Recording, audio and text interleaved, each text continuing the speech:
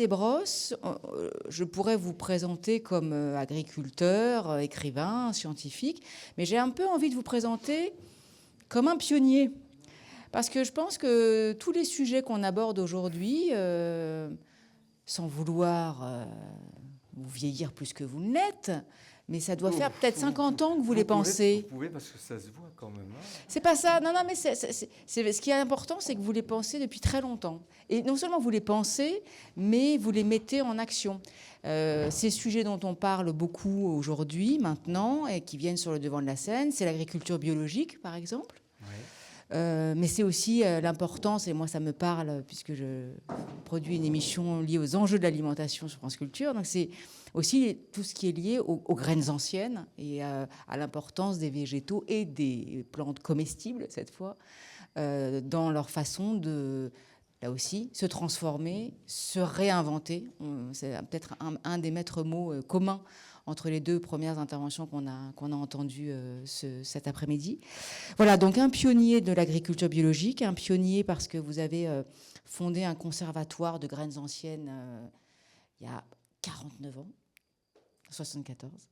Et puis vous êtes aussi, c'est intéressant de ce point de vue-là, de mettre en abîme presque la dimension résiliente de ces journées, parce que rien qu'en regardant deux de vos livres, puisque vous écrivez des livres aussi, vous êtes auteur d'essais, vous faites ce mouvement-là du traumatisme vers la réparation. Le premier s'appelait La terre malade des hommes. C'est pas le premier. Non, c'est le premier que je cite de pardon. 1904. Parce que ça m'arrangeait de citer ces deux-là, vous allez voir pourquoi. Ah, oui. Et le deuxième s'appelait, et s'appelle toujours, parce qu'il existe encore, Le pouvoir de changer le monde. Oui, mais le plus important, et j'avais oublié de le dire à Chantal, mais en fait, c'est Nous redeviendrons paysans qui a été mon best-seller pendant 33 ans presque, parce qu'on est rendu à la 7e édition et il est aujourd'hui en livre de poche. Mais c'était étonnant la carrière qu'a fait ce livre. Je vous dis en 2 mots pourquoi j'ai écrit ce livre. Je suis né dans une ferme, j'ai commencé la vie des paysans déjà même adolescent, et puis pendant les vacances, hein, c'était bien pratique les vacances pour que les enfants aident les parents aux moissons, etc. Et j'ai travaillé très fort pour un âge relativement jeune, et j'ai quitté la terre. J'ai quitté la terre pour une dizaine d'années dans le showbiz, enfin dans les spectacles, la musique. D'ailleurs, nous étions à l'époque avec l'orchestre, avec le groupe, au Hit Parade, oui c'est ça, d'Europe 1 dans les années 69. Mon père, qui continuait évidemment avec mon frère, se convertit à l'agriculture biologique. C'est lui en fait. Hein. Et là, ça prend du sens et je laisse tout tomber.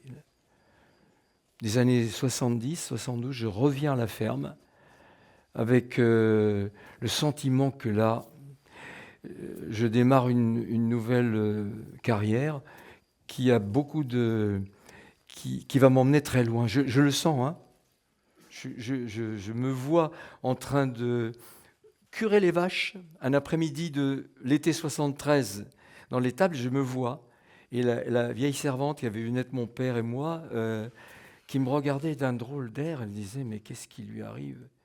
Elle ressentait ce que j'étais en train de penser.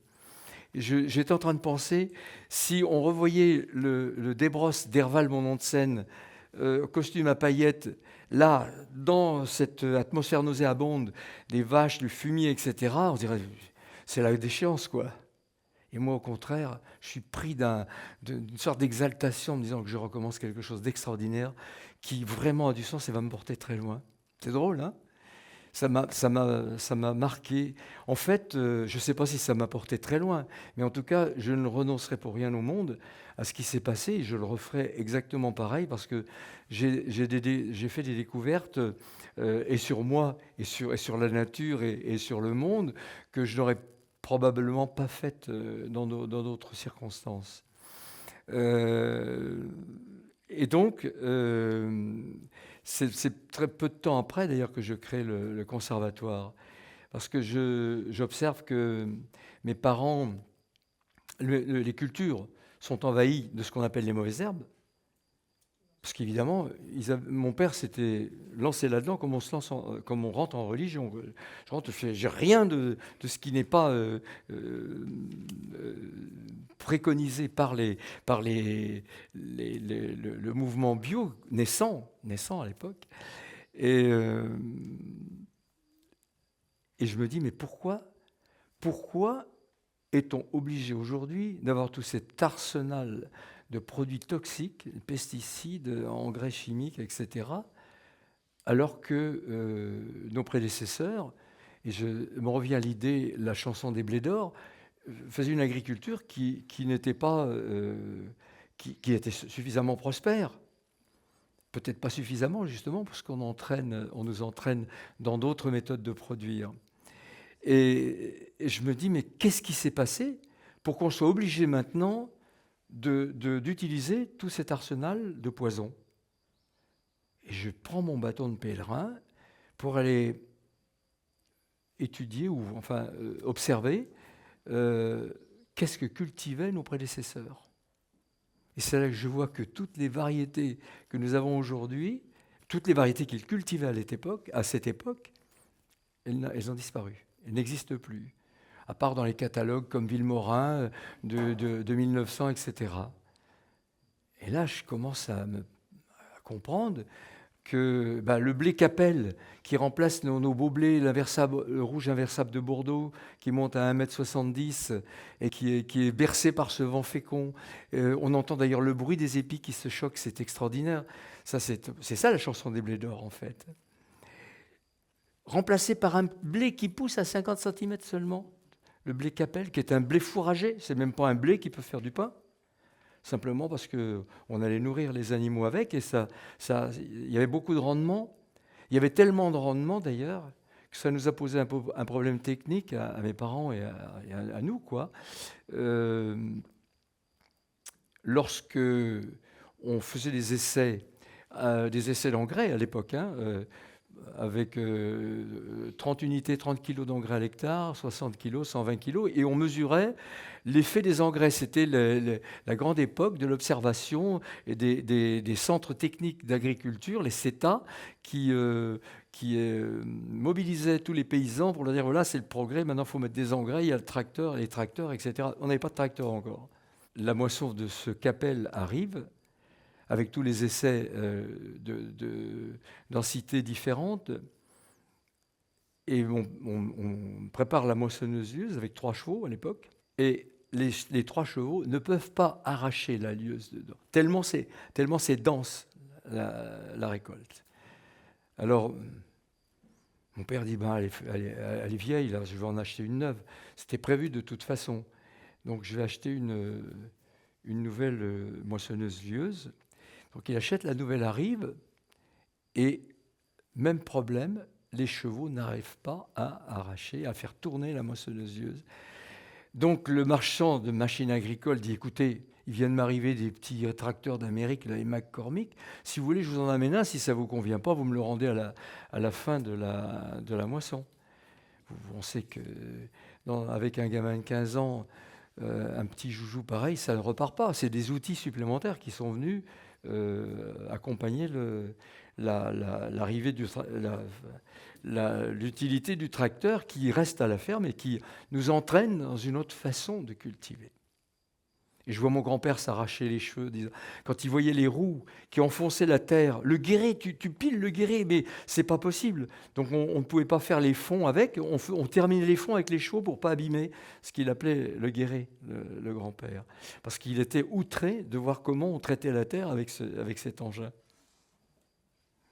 Ça vous donne déjà une idée de la manière dont on passe d'une agriculture à une autre, de manière presque obligatoire, parce qu'il n'y a plus la possibilité, si on a changé les types de cultures, de variétés de blé, on n'arrive plus à se servir des machines anciennes, etc. Il faut en acheter des nouvelles. Après, ça, voilà. À l'époque, c'était des petits tracteurs de 35 chevaux. Aujourd'hui, c'est des bulldozers qui arpentent la campagne, voilà, comme un chantier d'autoroute, quoi. Donc voilà, je voulais vous donner cette image-là. Et puis je continue, je reviens à mon itinéraire pour aller savoir qu'est-ce qu'étaient devenues les plantes d'autrefois. Et je m'aperçois qu'il faut aller les chercher chez quelques collectionneurs ou les retrouver de manière inopinée, comme ça, au hasard d'une conversation, sur une foire, etc. Et donc je commence à collecter ces variétés. Aujourd'hui, on est à 1850 variétés potagères, parce que c'était surtout les potagères qui m'intéressaient. Hein. Pour la Sologne, c'est un pays de maraîchage. Donc ça n'a pas les capacités de notre grand voisin Beauceron pour faire des récoltes de blé à 100 quintaux, etc. On peut mettre tout l'engrais que vous voulez, ça dépasse difficilement 35-40 quintaux la Sologne. Hein. Donc, on s'oriente plutôt vers le maraîchage. Alors, je vais chercher les variétés maraîchères intéressantes qui me parlent, et puis je rencontre quelques collectionneurs. Et c'est ainsi qu'on fait une autre expérience avec d'autres plantes ou qu'on réhabilite dans nos cultures. C'est comme ça qu'on a appris beaucoup de choses sur la manière dont se comportent les plantes. C'est pas tout à fait la canopée, hein, c'est pas du tout ça d'ailleurs, mais y a quelque chose qui se rapproche un petit peu de l'expérience dont parlait Patrick tout à l'heure. Alors, je découvre 73 une plante dont j'ai fait la promotion.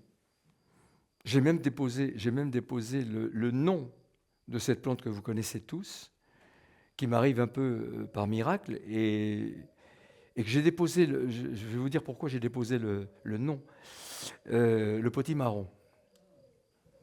J'ai fait un travail très important sur le potimarron, tellement j'ai été séduit par ce légume fruit, qui a le goût de purée de châtaigne, qui à l'origine était plutôt multicolore, mais il me vient du Japon, de l'île d'Hokkaido. Ce sont les Japonais et Pierre Gewart de Société Lima en Belgique qui a fait ensuite une entreprise alimentaire vertueuse, parce qu'il a agi en mécène. Toute sa famille était soit architecte, soit sculpteur, soit musicien, soit peintre. Et donc, ils ont mis tout le paquet parce que la famille n'était pas en très bonne santé. Le docteur Oshawa, dont vous avez peut-être entendu parler, certains, qui est le père de la macrobiotique, est venu vivre chez eux et leur expliquer tout ça. Et c'est lui qui a amené les graines de potimarron. Et c'est par la famille Gewart que j'ai moi récupéré, parce qu'ils aidaient beaucoup les jeunes agriculteurs bio. Ils les aidaient, donc je faisais partie du panel. Et c'est là où je me dis, mais c'est pas possible, un légume, c'est loin de la fade citrouille. Pardon pour la citrouille, mais le potimarron, enfin, je pense que vous connaissez s'il s'agit du vrai potimarron, hein, parce que c'est pareil, il y a maintenant beaucoup d'imitations. Notamment, vous verrez ensuite pourquoi il y a des imitations et pourquoi ça n'a plus rien à voir quand ils sont créés artificiellement par des entreprises comme Savéol en Bretagne, qui font plein de tomates anciennes, mais qui ne sont plus des tomates anciennes, ils ont l'allure et l'allure, le poids, l'apparence d'une tomate ancienne, mais quand vous y goûtez, ils sont aussi insipides et mauvaises que les autres, pleines d'eau, et voilà. Ben oui, j'ai compris qu'on avait laissé une partie du génome en cours de route, quoi. Il suffit de prendre le nom d'une tomate ancienne pour pouvoir communiquer sur la tomate ancienne, ce qui d'ailleurs est maintenant va être, j'espère, une infraction, parce que c'est mentir. C'est mentir au public, c'est utiliser abusivement un nom qui n'a rien à voir avec les précédentes tomates. Et on va y veiller, parce que j'ai été demandé justement par l'équipe du jury de faire partie de ce jury pour justement revoir toutes ces questions-là. Il y a des choses qui s'ouvrent, il y a des choses qui se ferment, mais il y a aussi des choses qui s'ouvrent. Et donc le potimarron, je décèle un certain nombre d'avantages, mais aussi quelques inconvénients. Notamment, pour le préparer, il est dangereux. il est dangereux parce que la peau, c'est peut-être dû à son origine sur l'île d'Hokkaido qui est très froide, qui est une peau très, très, très dure. Et donc, si on veut l'éplucher avant, on risque de se blesser. C'est ce qui est arrivé d'ailleurs. Donc, je me suis dit, ben, comme la peau, elle cuit comme la pulpe et qu'il n'y a pas de différence, il suffit de faire cuire d'abord avant et ensuite on le broie pour faire une soupe, par exemple. Sauf que si vous avez des plantes vertes, bleues, rouges, etc., mélangées ensemble, ça fait une purée verdâtre qui n'est pas très appétante, pas commerciale du tout. Donc je sélectionne que les rouges orangés, les beaux, ce beau rouge vif orangé. Et donc c'est ce que vous voyez le plus maintenant d'ailleurs, hein, parce qu'on voit surtout les rouges. Mais tous les autres, il y avait des panachés, il y avait toutes les couleurs, bah, ils ont pratiquement disparu du fait qu'on les a abandonnés en quelque sorte. Voilà. Et je pense que c'est bien. Enfin, c'est bien, non, il faut garder les gènes quand même, mais pour le public, c'est mieux d'avoir cette plante unique pour pouvoir en profiter pleinement. Donc voilà l'expérience avec le potimarron. Ce qui fait que j'ai déposé le nom avec l'autorisation de Pierre Guevart, parce que ce n'est pas moi qui ai inventé le nom, c'est Dr Oshawa et la famille Guevart qui se sont dit, ben, potiron marron, c'est une réduction du terme potiron et marron, potimarron, voilà.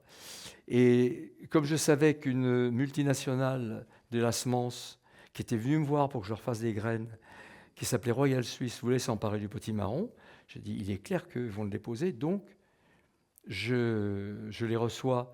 Et ils me demandent de faire des graines pour eux, et je leur dis, oui, dans quelles conditions? Donc les conditions qu'ils m'offraient, moi qui connaissais leur catalogue, je savais qu'ils les vendaient 30 fois le prix qu'ils allaient le payer, puis c'était un prix de misère en plus. Alors j'ai dit, ben non, n'y comptez pas. Dire, ben, très bien, ben on va le mettre au catalogue pas d'une autre manière. J'ai dit, mais non, vous ne pouvez pas le mettre au catalogue, parce que le nom est déposé. Ah bon? Donc ça les surprend. Ils repartent à Amsterdam, et puis j'entends plus parler de rien jusqu'au jour où je vois dans leur catalogue, ils ont quand même mis potimarron. Donc j'ai engagé un procès. C'est peut-être pas très intéressant ce que je vous raconte là, mais c'est pour vous dire tout ce à quoi on est confronté dans ce milieu. Donc un procès qui m'a coûté beaucoup d'argent d'ailleurs, mais qui a été gagné. Donc en fait, maintenant vous avez le droit d'utiliser le potimarron et le non-potimarron sans payer le royalty, parce que moi j'ai fait le sacrifice de le maintenir. Je suis en train de me donner des louanges, hein, penser que c'est d'une plaisanterie. Non, mais c'est vrai que si nous pouvions abandonner ces pratiques de s'approprier des semences et empêcher les autres d'y avoir accès, sauf à payer le prix, on aurait eu le succès du potimarron. Il y a des tas de plantes qui ont été déposées comme ça, ils n'ont pas eu le succès du potimarron parce que tout le monde a pu s'en emparer et que voilà, et ça s'est transmis sans difficulté de famille en famille, voilà. Et aujourd'hui, c'est probablement la plante la plus connue, puisque je vois même des citrouilles baptisées de potimarron tellement le terme en lui-même favorise la vente. Donc ça, c'était 1973. Et puis, 1973 et les années qui suivent, évidemment, il y a un conte de fées derrière. Je peux aussi raconter de belles histoires, parce qu'il y a un conte de fées pour notre ferme Sainte-Marthe. Parce que je veux tellement le faire partager aux jardiniers que je fais des foires comme Saint-Jean-de-Bourgard, ces foires emblématiques pour les jardiniers. Et puis, j'ai des journalistes qui viennent me voir et qui voient... j'avais 107 variétés de cucurbitacées différentes, comme le patidou, qu'on a popularisé aussi, plein d'autres comme ça, de variétés intéressantes, étonnantes. Et donc, un journaliste passe. Et c'était le directeur de la revue Pour nos jardins. Cette revue Pour nos jardins, c'était la revue des jardins ouvriers de France, que je ne savais pas. Et derrière, il y avait 900 000 adhérents. C'est énorme. Hein, Donc le rédacteur en chef me dit oh, ça m'intéresse, est-ce que vous êtes d'accord qu'on fasse quelque chose, ça vous ferait de la publicité, ça ferait connaître, etc. Ben, je dis oui, bien sûr. Et donc il fait un article, c'est au début des années 80, l'article sort, je crois que c'est en 81, et à ce moment-là, la poste de mon chef-lieu de département Blois m'appelle pour me dire, Monsieur Desbrosses, il faut que vous passiez parce que vous avez des sacs de courrier. Ah bon, des sacs de courrier? J'y vais, effectivement, c'était extraordinaire. Et les sacs de courrier, ça a duré 10 jours. Je ne vous dis pas le listing que je me suis fait, mais ensuite, comme je n'avais pas prévu, je n'avais pas les graines pour satisfaire tous ces gens. Qu'est-ce qu'ils voulaient? Ils voulaient des graines. À n'importe quel prix, mais ils voulaient des graines. Donc j'ai dit, je me prépare pour l'année prochaine. Si vous voulez, vous pouvez payer d'avance pour prendre votre rang, et puis l'année prochaine, vous aurez les graines. Et c'est ainsi qu'a démarré le catalogue de vente par correspondance, et toute une activité qui est beaucoup plus lucrative que de faire de l'agriculture, hein. J'en suis désolé. Mais enfin, on le faisait, en plus de l'agriculture, c'était un excellent tandem de faire toutes ces activités-là, parce que voilà, ça permettait de faire vivre la ferme, de rentabiliser le travail. Et donc, pendant des années, on a fonctionné sur cette histoire, sur ce conte de fées. Ça, c'était pour l'histoire du potimarron. Un peu plus loin, je vous raconte également, on pourrait rentrer dans les détails ensuite, mais je vous raconte ce qui m'arrive en juillet 2018.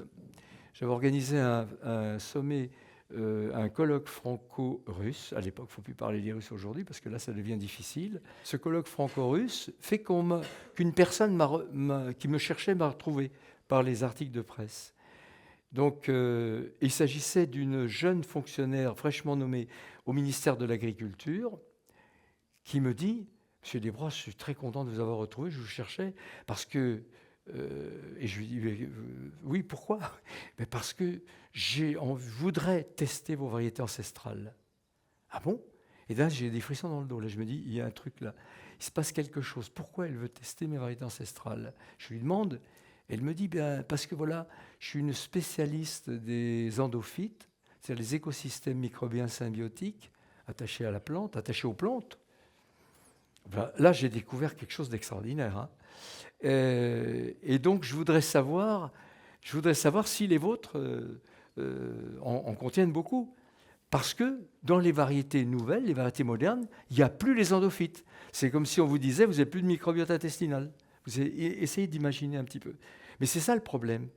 Et c'est ça qui montre l'appauvrissement, au moins des plantes cultivées. Hein. Heureusement, les plantes sauvages échappent à ce problème.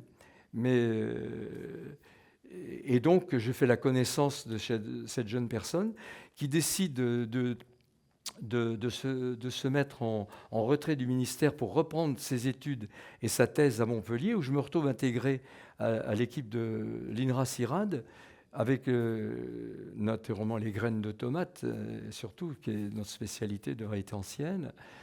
Et le directeur de recherche, on sympathise, Robin Duponnois, il a 43 chercheurs dans le monde entier sous sa houlette sur ce type de recherche.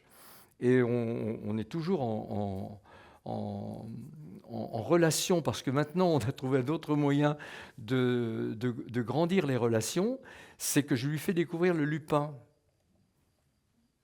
protéagineux, dont, il y a 40 ans, un peu plus même, j'avais essayé de lancer cette plante protéagineuse qui, parfois, est 2 fois plus riche en protéines que le soja. Le soja qui est, paraît-il, la plante idéale pour les protéines. Eh bien non.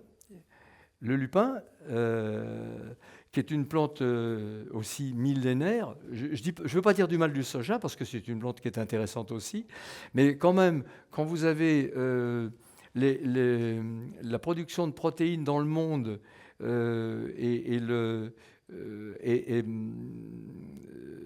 détenue par un continent qui s'appelle le continent américain, et que 80% des besoins de tous les pays du monde en protéines sont assurés par le soja, vous vous posez quand même des problèmes, surtout quand vous savez que vous avez une plante très rustique qui valorise des sols très dégradés, y compris même plante pionnier sur les polders, donc les terres retirées à la mer, au Danemark, en Hollande, et que c'est la seule plante qui valorise ce type de situation et enrichit les terres. Parce qu'un lupin, un précédent culturel de lupin peut laisser jusqu'à 500 kg d'azote pur à l'hectare, 100 kg de phosphate, il mobilise le phosphate stocké dans les sols, ce qui maintenant va être intéressant, hein, parce que les mines de phosphate qu'on assèche là, actuellement vont disparaître. Et donc, il y a une plante, une légumineuse, qui est capable de mobiliser les ressources, les stocks de phosphate dans le sol. Et 80 kg de potasse. Donc, vous avez une fumure très importante, je dirais même quasiment pour plusieurs années, juste par un précédent culturel de cette légumineuse. J'ai fait ma thèse de doctorat là-dessus, à Jussieu, sur le lupin. Donc je peux vous dire que j'en ai vu des choses là sur cette histoire du lupin. Notamment cette rencontre avec les pays de l'Est, et d'abord avec la Hongrie. J'ai eu le privilège d'apposer mon nom sur un livre qu'avaient surtout fait les Hongrois, mais nous, on avait un projet de collaboration avec eux, avec le ministre de l'Agriculture Kovács de Hongrie. On a organisé des voyages pour les agriculteurs, pour la presse. Il y avait l'AFP, il y avait un certain nombre de grands journaux. C'était en 1986 qu'on a fait ce périple. Et même problème que pour la Sologne, la Hongrie a des sols très dégradés, pulvérulents, ça s'envole au moindre souffle de vent à la frontière soviétique. Et il y avait à Nyíregyháza, je me rappelle très bien les villes et les villages, les lieux-dits, il y avait un institut du lupin ultramoderne avec 100 chercheurs dédiés à la recherche sur le lupin. Et le ministre nous dit, nous, on subventionne surtout les agriculteurs pour le bien que le lupin fait dans ses sols. Parce que derrière, sans mettre aucun engrais, on a un maïs à 80 quintaux.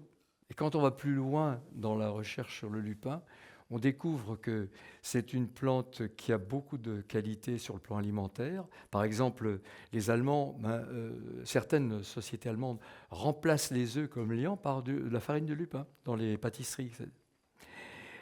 Par exemple, je découvre, parce que j'avais pas Internet, moi, à l'époque où je faisais ma thèse, j'avais pas la facilité que nous avons maintenant. Et donc un ami pilote du Concorde, mais à la retraite maintenant, me dit, mais c'est pas possible, tu vas pas laisser tout ce travail qui a été fait là sans en faire quelque chose, parce que j'étais un peu désespéré des difficultés qu'on avait eues et que je vous ai pas citées encore pour faire connaître cette plante.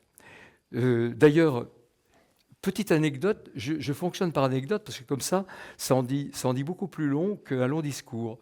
Comme j'étais expert auprès de la Commission européenne de Bruxelles pour le bio, naturellement j'y vais aussi pour le lupin, et j'étais accompagné de journalistes et de chercheurs, de scientifiques qui travaillaient déjà sur le lupin, notamment la manière d'extraire simultanément et à température et atmosphère ambiante, ce qui est très intéressant, les protéines du lupin, les lipides du lupin, ce qui est une huile très intéressante aussi, et les alcaloïdes du lupin, dont certains en font un épouvantail. Les alcaloïdes, attention, c'est dangereux, poison, etc. Ce qui est vite dit, parce qu'on utilise des alcaloïdes qui peuvent stimuler la croissance des autres plantes, et augmenter des rendements jusqu'à 80% sur toute autre plante. Ça a été fait, et ce n'est pas que moi qui l'ai fait, c'est l'université de Stuttgart qui a travaillé pendant 10 ans, payée par la Commission européenne pour faire ces recherches, alors que la Commission, à l'époque, ne reconnaissait pas le lupin. C'était une plante... il fallait s'en méfier. En tout cas, on nous disait... On nous disait que c'était dangereux. Et moi, les lupins que je me suis procurés, ils ont traversé la frontière clandestinement, parce que c'est un ami de Giscard d'Estaing, qui est le monsieur, un industriel dont vous connaissez les entreprises fondées. Elis, ça vous dit quelque chose pour les sanitaires dans les grandes entreprises, dans les hôtels, etc. Jean Leduc, qui était un voisin, et qui, lui, ramenait déjà du lupin pour nourrir ses poissons, parce que le lupin est un aliment poisson extrêmement efficace. L'efficacité est doublée par rapport à un aliment poisson spécifique. Donc, moi, je suis emballé par tout ça, évidemment. Et donc, je vais en Hongrie, on commence à faire beaucoup de bruit, j'en parle, je fais les cultures, je les fais visiter. Une culture sur un terrain sablonneux de Sologne où il ne poussait plus rien, c'était une garenne à lapin. 90 jours après, j'avais une végétation de 1,20 m de haut. Et je convoque toute la presse. J'étais habitué parce que dans le showbiz, j'avais déjà fait ça. Donc je convoque toute la presse, ça fait du bruit. Les ministres viennent dans les champs, Mitterrand m'écrit, Rocard m'écrit, etc. Je dis c'est gagné. Mais non, pas du tout. Pas du tout. La machine derrière s'est mise en route très calmement pour effacer tout ça et faire en sorte que ça capote, quoi. Voilà. J'ai voulu faire un essai, encore il n'y a pas très longtemps, en 2018. C'est décousu ce que je vous dis, mais après, on va rentrer dans les détails, je répondrai à vos questions. Danone.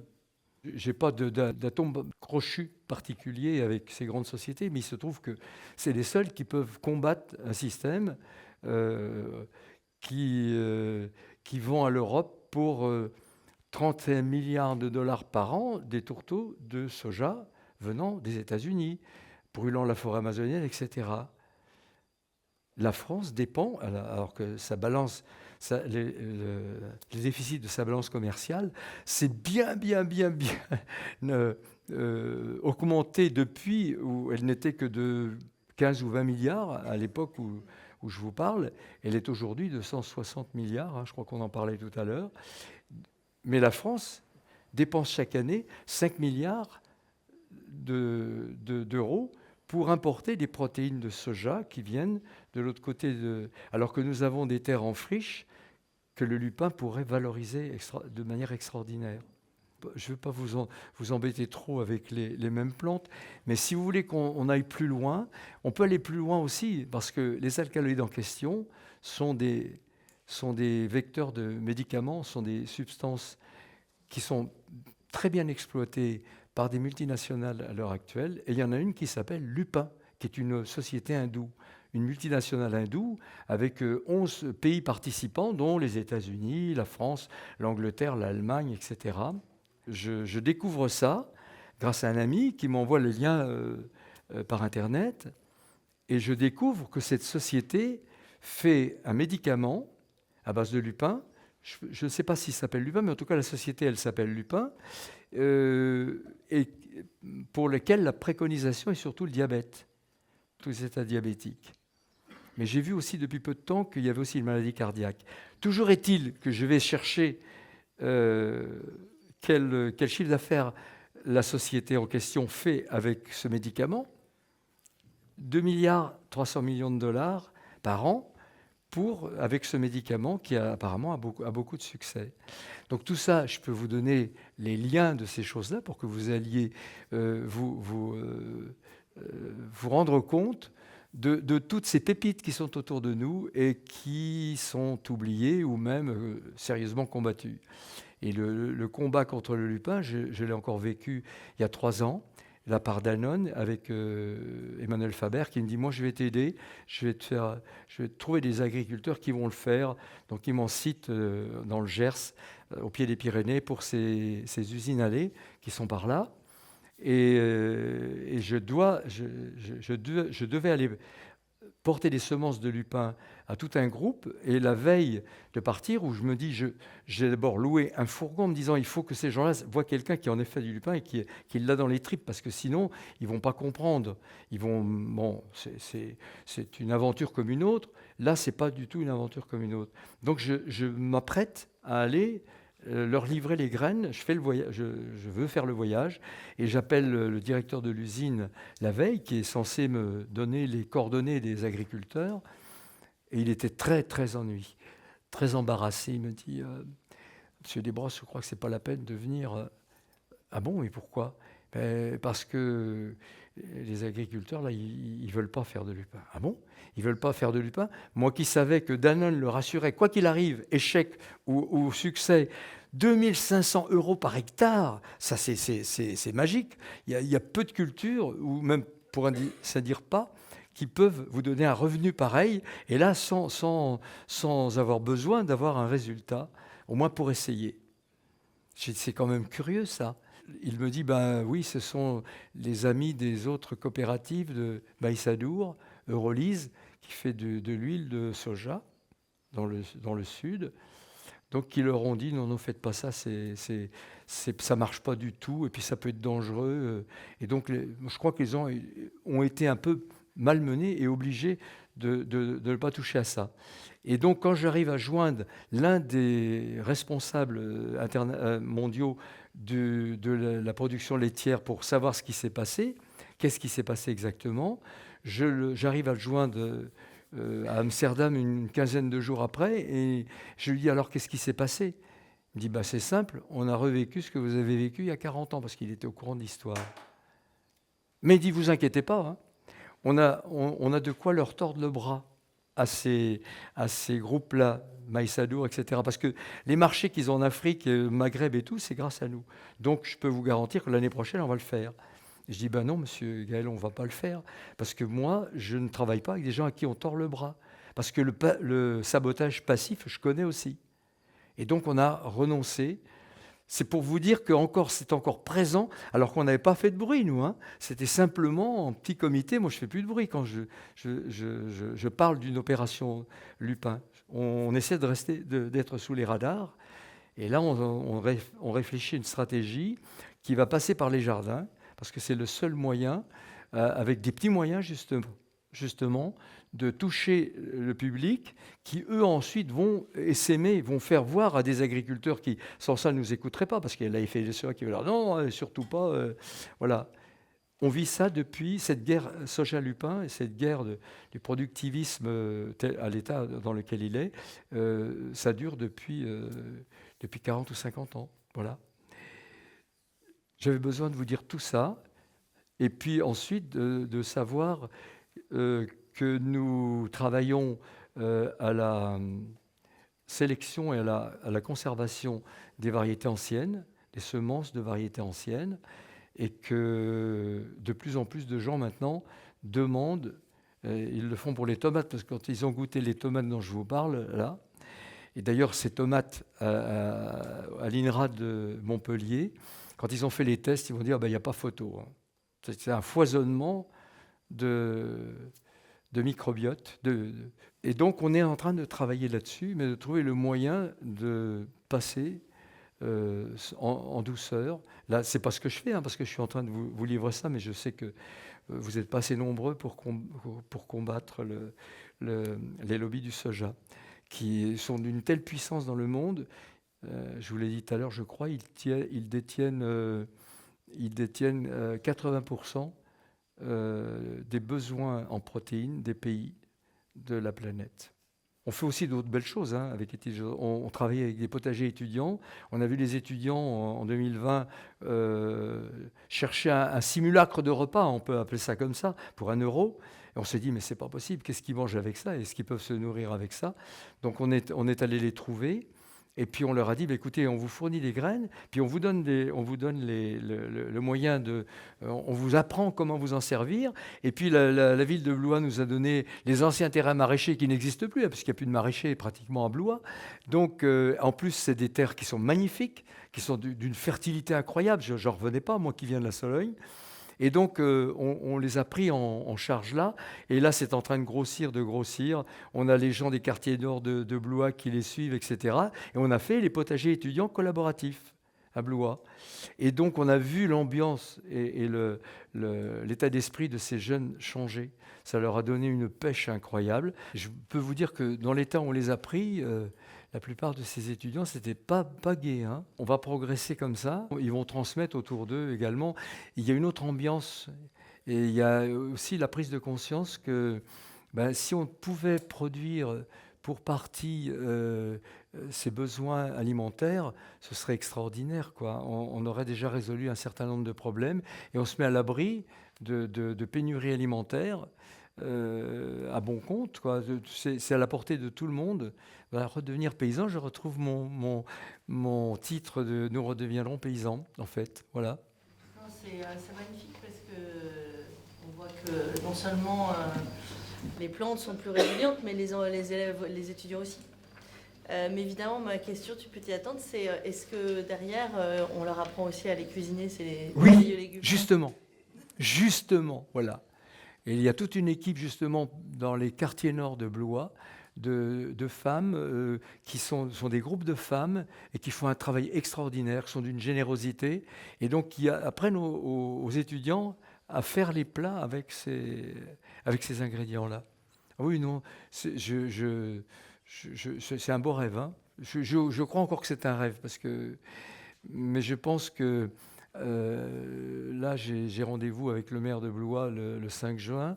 On va rediscuter de ça pour faire en sorte, parce que maintenant, ils prennent l'affaire au sérieux. Ils se rendent compte de la portée de ces exemples-là. Et nous aussi, moi, j'en étais convaincu, mais... Il faut faire ça à Saclay. Il faut aller sur le plateau de Saclay, faire ça. Oui, mais justement, tu ne crois pas si bien dire, justement. Parce que nous, on travaille aussi avec les gens d'AgroParisTech. D'ailleurs, j'en profite pour vous dire une autre initiative. Vous voyez que j'avais le choix entre différentes orientations. On est en train de travailler en partenariat avec l'Université de Tours pour faire une université paysanne à Miancé, avec l'Université de Tours, avec les chercheurs, des gens de l'INRA. Et nous sommes attributaires d'un DU, diplôme universitaire, qui s'appelle Agroécologie paysanne et civilisation, et qui doit démarrer normalement en mars 2024.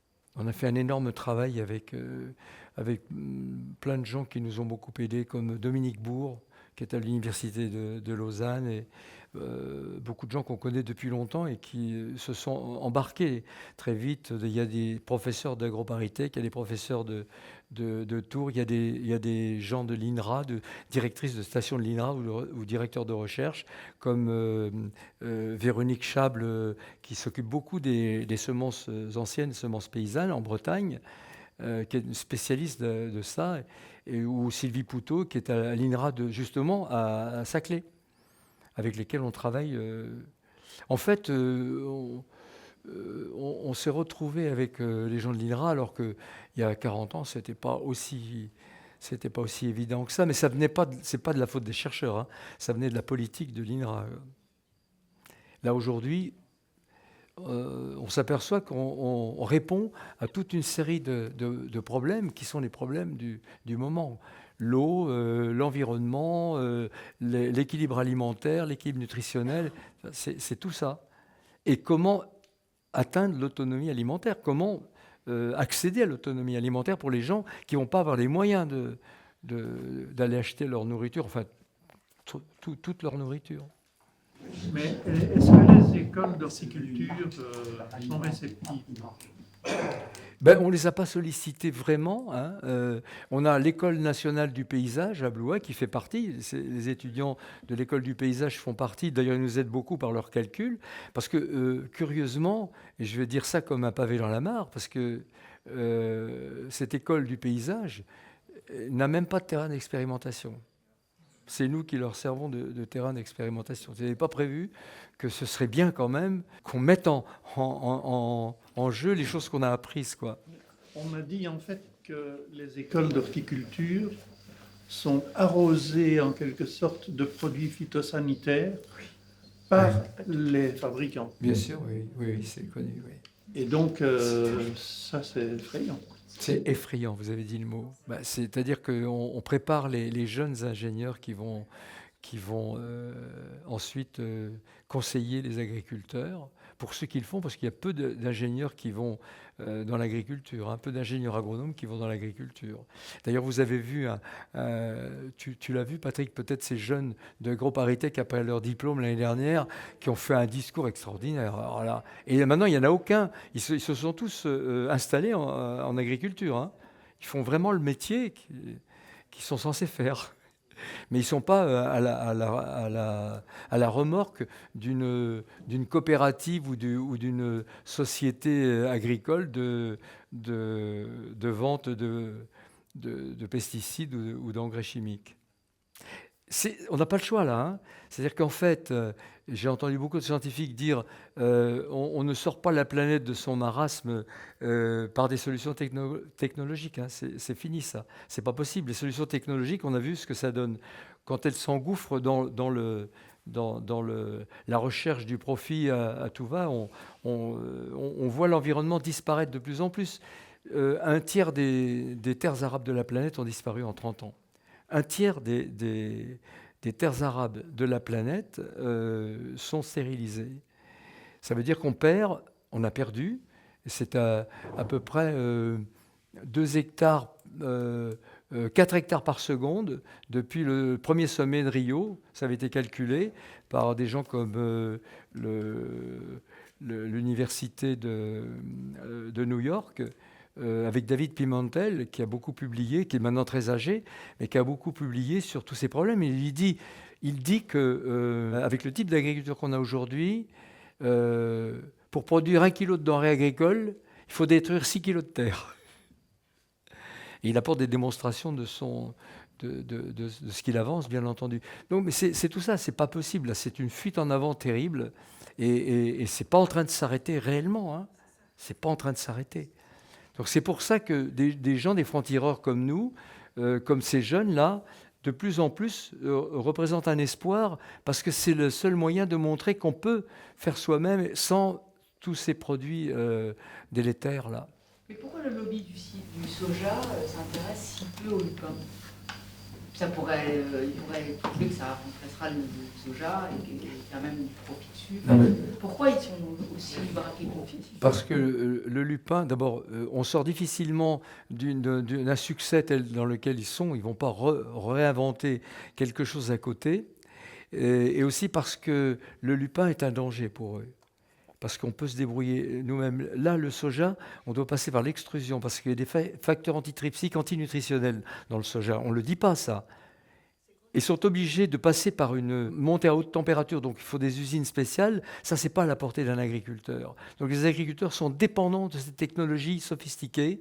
C'est pour ça qu'on ne peut pas devenir indépendant avec le soja. Avec le lupin, oui. La destruction des alcaloïdes du lupin, elle passe par quel procédé ? Eh ben, la destruction des alcaloïdes du lupin, elle passe pas par une destruction, elle passe par une extraction des alcaloïdes du lupin. Parce que ce sont des stimulants de croissance et des pesticides naturels biodégradables. Et donc, je vous ai parlé tout à l'heure de l'université de Stuttgart, que je suis allé voir, le professeur Kant à l'époque, qui faisait ce travail extraordinaire. Nous, on l'a fait également, et on s'est rendu compte qu'avec 6 kilos d'alcaloïdes, de cristaux d'alcaloïdes qui étaient extraits au pilote industriel de Florence à l'époque, on pouvait, dans 600 litres d'eau, faire une couverture foliaire, un épandage foliaire sur une autre culture, et ça pouvait augmenter les rendements de 80% des autres cultures. C'est trop. C'est pas possible.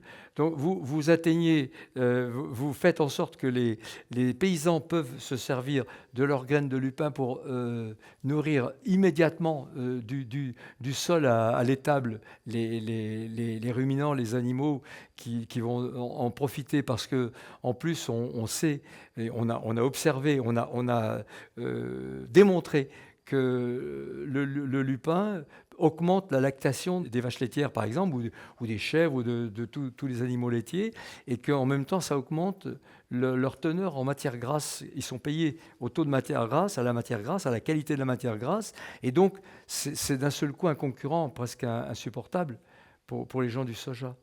Puis les gens du soja détiennent sur place, là-bas, sur le continent américain, parce que quand les Espagnols ont voulu, en 2007, faire des cultures de soja en Espagne, en pensant que c'était à peu près le même climat que le climat continental du Minnesota ou du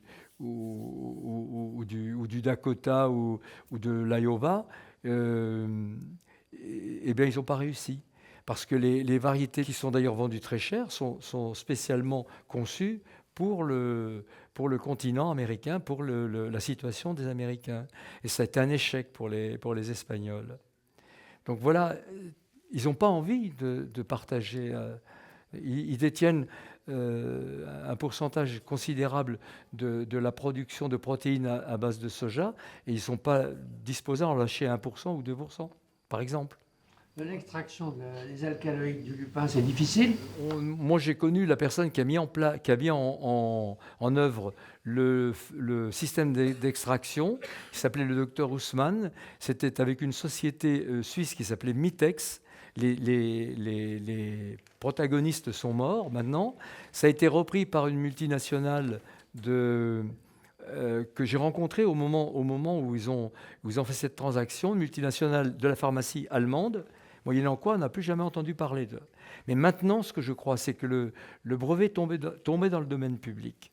Donc, il faut le retrouver, ce brevet. Moi, j'ai une partie des éléments, parce que le docteur Haussmann m'avait donné un certain nombre d'éléments. J'ai aussi la photo de l'usine. C'est une petite usine. Hein. C'est un pilote industriel qu'il avait à Florence et qui était financé par l'Europe à l'époque à hauteur de 1 million d'euros par an quand même, hein, avec l'université de Stuttgart quand même. Mais bon, pour vous donner une idée de ce qui se trame autour de ça, quand j'ai emmené des délégations dans le bureau du directeur général de l'agriculture, en 86 à Bruxelles, M. Legras, je me rappelle de son nom. Je me rappelle, il y avait d'ailleurs dans la délégation un certain nombre de personnes qui m'ont bien rendu service ensuite, parce que je vais vous dire ce qui s'est passé. Le directeur de l'agriculture me dit « Bon, monsieur Desbrosses, on va vous aider, hein, ok ? Mais s'il vous plaît, vous n'apparaissez pas comme concurrent du soja, sinon on ne peut rien pour vous. » Et je me dis, si moi je raconte ça, on va dire, il affabule, le petit gars là. Mais il y avait dans l'équipe des journalistes qui m'accompagnaient, il y avait Eric Fotorino, c'est l'ex-journaliste du Monde. Il n'était pas au Monde encore à l'époque, mais il m'a accompagné pendant 12 ans sur tout ce périple. Donc il était là. Il a écrit un livre, lui, en 88, qui s'appelle « L'histoire secrète des matières premières. Festin de la Terre, histoire secrète des matières premières », dans lequel j'ai un gros chapitre d'une quinzaine de pages où il appelle ça l'affaire Lupin. Et il raconte toute l'affaire. Et je découvre dedans qu'il était dans le groupe. Et lui, il raconte la même chose que je vous dis là. Donc je suis crédible comme ça, hein. Jusqu'à maintenant, j'ai pas eu de menace. On a simplement été contourné et empêché de faire les choses, mais pas de menace, donc quand même. Est-ce que depuis le Covid, vous changez, vous avez l'impression qu'il y a quand même un virage qui se prend par rapport à ce que vous nous dites? Oui, dans les esprits, mais les résistances là sont terribles, hein, aussi. Bah, il suffit de regarder comment va le monde. Tous les produits de la PAC ne vont pas à l'agriculture biologique, hein. Enfin, je veux dire, c'est le maximum, aider les gens qui mettent des pesticides. C'est quand même incroyable. Nous, on a des haies, par exemple, toutes nos haies sont défalquées en disant « mais vous ne cultivez pas ». Mais les haies, c'est indispensable. Au contraire, on devrait financer les haies qui ne rapportent rien, mais qui sont très bonnes pour la biodiversité, pour l'état du climat. C'est incroyable. Ça a changé. Depuis quand? Depuis 1 an ou 2. Ça a changé. Les haies peuvent être intégrées à la PAC justement pour... Ah ben moi, elles m'ont été retirées, hein. Et elles sont toujours retirées. Il faut faire une réclamation parce qu'elles sont intégrées maintenant dans la PAC. Alors ça, c'est incroyable. Ah oui, non, les choses évoluent. Moi, je passe par les chambres d'agriculture pour remplir les papiers, parce que c'est d'une... Non, mais je les connais, mais c'est d'une complexité incroyable, l'histoire, hein. Donc, je n'ai pas le temps de me consacrer à ça. Déjà, j'y participe, évidemment, mais... Il y a même de réintégrer les arbres dans les pâtures, qui étaient défalqués. Pour la Normandie, là. La Normandie, entre autres, mais les arbres étaient défalqués des pâtures, en considérant... Je vous laisse ma carte, vous me verrez le nom du texte pour que je puisse le retrouver, parce que ça, j'y pensais il y a 1 ou 2 jours en disant, mais quand même, c'est quand même complètement anormal qu'aujourd'hui on parle de biodiversité, qu'il faut au contraire favoriser l'environnement, et que justement, on nous enlève encore ça. Donc il y a encore du chemin à faire, hein. C'est pas gagné, hein. Merci beaucoup.